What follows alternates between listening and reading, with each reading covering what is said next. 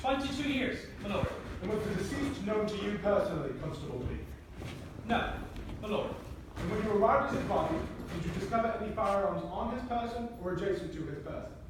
I wasn't the first on the scene, my lord. Would you answer my question, Constable?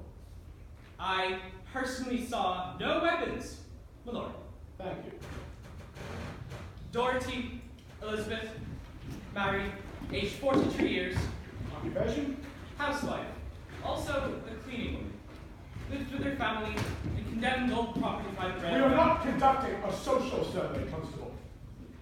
When you arrived at the body, did you discover any firearms on her person or adjacent to her person? I wasn't the first on the scene, my lord. I am aware of that, Constable. I saw no weapons, my lord. Thank you. Fitzgerald, Adrian Casimir. Pardon? Fitzgerald. I got that. Adrian Casimir, Yes. age 21, single, no fixed address. You mean he wasn't native to the city? He was, my lord, but he moved about a lot, and we haven't been able to trace any relatives. Was he bearing any firearms when you got to him? Not when I got to him, my lord. And was the deceased known to you personally, Constable P? Yes, my lord. As a terrorist? He'd been in trouble many times before, my lord. Petty larceny, disorderly behavior, that sort of thing. I see. Thank you, Constable.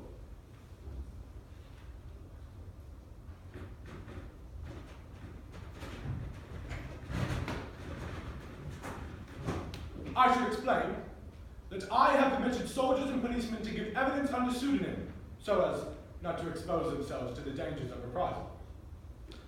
And I should also repeat and make abundantly clear that this Tribunal of Inquiry, as appointed by Her Majesty's government, is in no sense a court of justice. Our only function is to form an objective view of those events which occurred on the 10th day of February 1970 in the city of Londonderry, Northern Ireland, when after a civil rights meeting, British troops opened fire and 3 civilians lost their lives. You've got to fight for your own rights! And let me tell you, no one is gonna fight for you. That's why you must stand your ground! Don't move! Don't panic! This is your city! This is your city!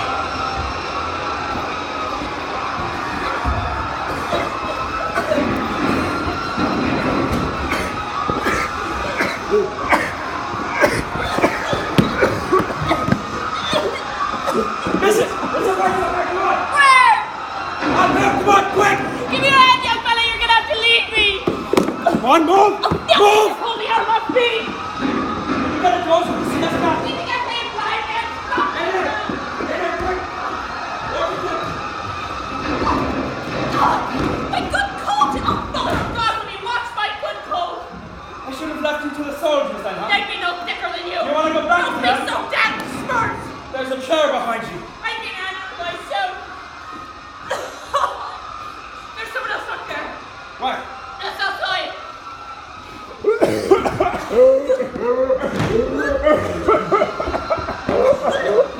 Come on! Get them! They're going mad out there! Come on! Are you hurt? Did you get a rubber bullet? The gas! It's all right! You can't lie here! Can you walk? Just leave me!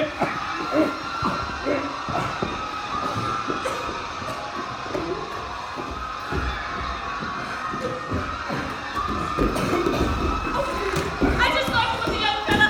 Is he hurt or not? No! Did you get a thumb with a baton, young fella? Yes. Maybe a rubber bullet in the stomach? Only that. Maybe he's bleeding internal? Yes, I can I like definitely. to see the blood. As long as you can see the blood, there's always hope. He'll come around. I seen a policeman split a young fella's head one Saturday evening on Shipquay Street. His head, it opened up like an orange and the blood spurted straight up. You know, like them pictures you see of whales, except it was red. And then who's sitting in front of me next Sunday Mass but your man, fresh as a bat, with the neatest wee plaster from here to here, and him as proud of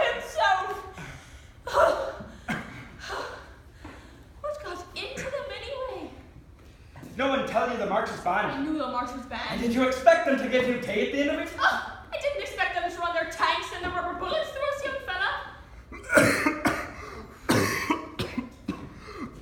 Here. Oh, thank you. Jesus, Mary and Joseph. The young fella's a patent lunatic. Just you stay away from me, young fella. Do you know where you are, Just you Mrs.? lay one finger on Do me. you know where you're I'm warning you. Look around! Look around. Where do you find yourself this Saturday afternoon? Go on, guess. 10 to 1, you'll never get it. 50 to 1. 100 to 1, you'll never guess. Where? Where, Mrs.? Where? How would I know? I'll tell you where you are. Where? You are inside the guild hall. You're not. In fact, you're in the mayor's parlour. You're lying. The holy of holiest itself. I have a bit of sense, young fella. What would we Look do? around. How did we get in? By the side door. It's always guarded. The guards must have moved into the square to help break up the rally. When the trouble started, you must have moved down Guildhall Street. How would I know where I run? I followed the crowd. And you did the same. Well, after the canister burst, I don't know what happened. So we just walked in. By the side door, along the corridor and in here. Into the private parlour of his worship, the Lord Mayor of Derry.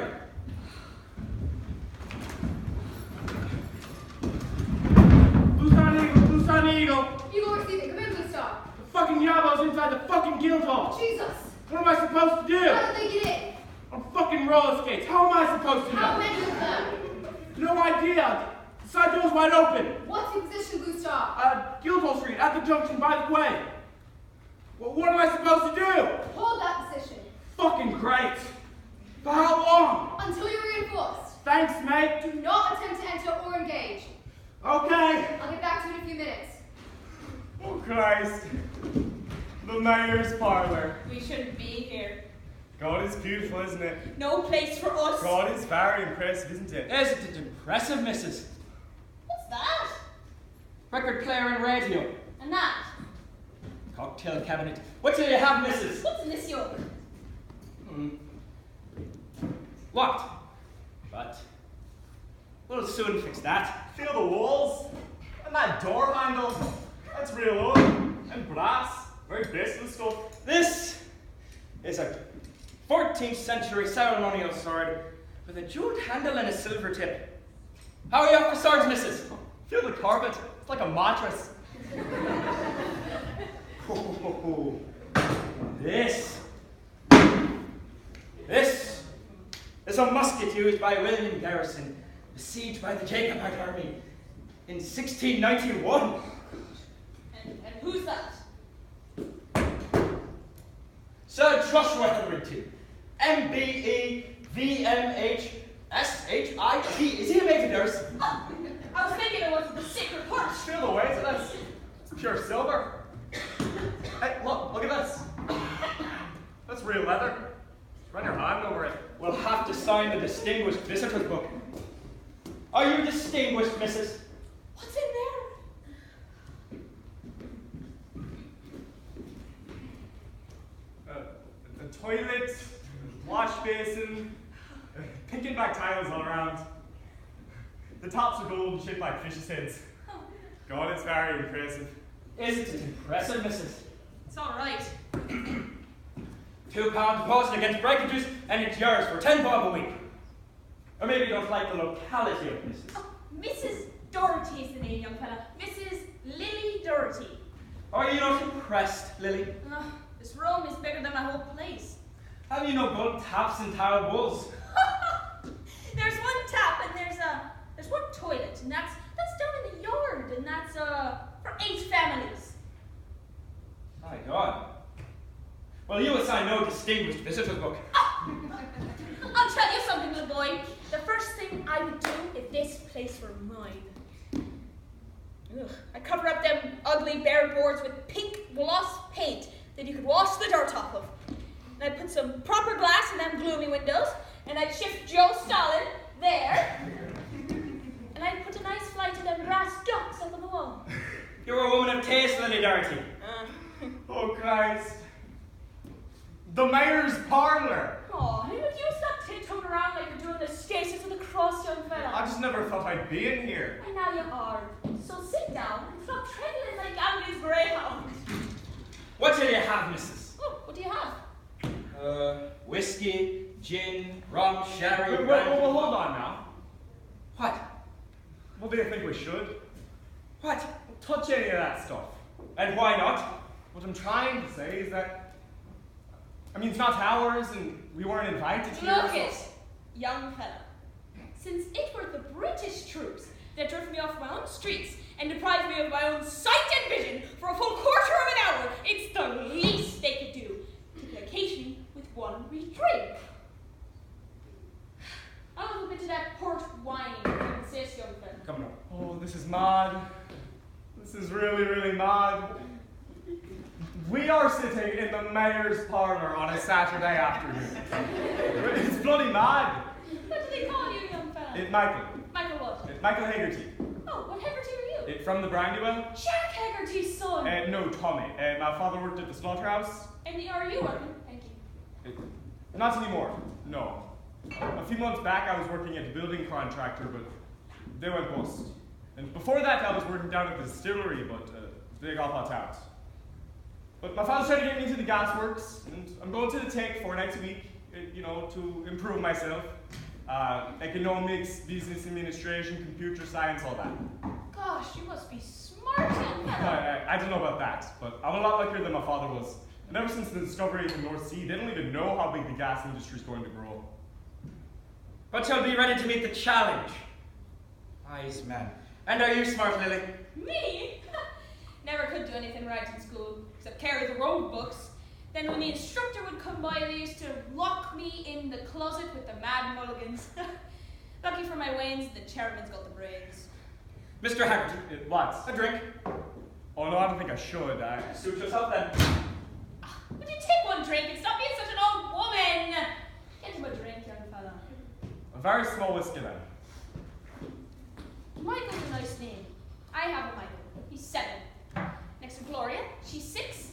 And then there's Timothy, he's 3. And then there's Mark Anthony, he's the baby. He's 11 months. All of them sound of body and limb, thanks be to God. And that includes our Declan.